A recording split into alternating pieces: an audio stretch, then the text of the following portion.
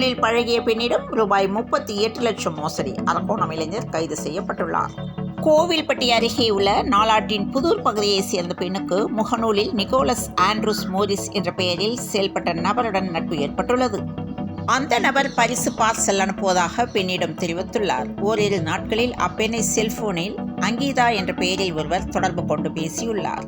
அந்த நபர் பரிசு பார்சல் அனுப்புவதாக பெண்ணிடம் தெரிவித்துள்ளார். ஓரிரு நாட்களில் அப்பெண்ணை செல்போனில் அங்கீதா என்ற பெயரில் ஒருவர் தொடர்பு கொண்டு பேசியுள்ளார். சுங்கத்துறை ஊழியர் போல சுங்கத்துறை அலுவலகத்திலிருந்து பேசுவதாக கூறிய அவர் 70,000 பவுண்ட்ஸ் பணம், நகை மற்றும் ஐபோன் ஆகியவை பார்சலில் வந்துள்ளதாகவும், பார்சலை பெறுவதற்கு செயலாக்க கட்டணம், டெலிவரி கட்டணம், ஜிஎஸ்டி, கஸ்டம்ஸ் உள்ளிட்டவற்றுக்கு பணம் தர வேண்டும் என்றும் கூறியுள்ளார்.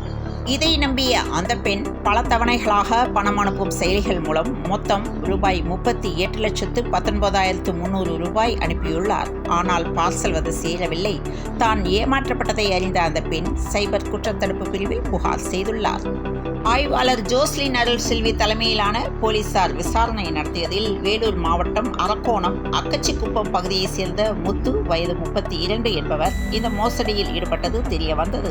இதையடுத்து சென்னை சோழிங்கநல்லூர் பகுதியில் பதுங்கியிருந்த முத்துவை போலீசார் கைது செய்தனர். தொடர்ந்து விசாரணை நடைபெற்று வருகிறது. மேலும் இது போன்ற செய்திகளுக்கு பிரபாஸ் கதம்பம் சேனலை சப்ஸ்கிரைப் பண்ணி பெல் ஐகானையும் கிளிக் பண்ணிக்கோங்க.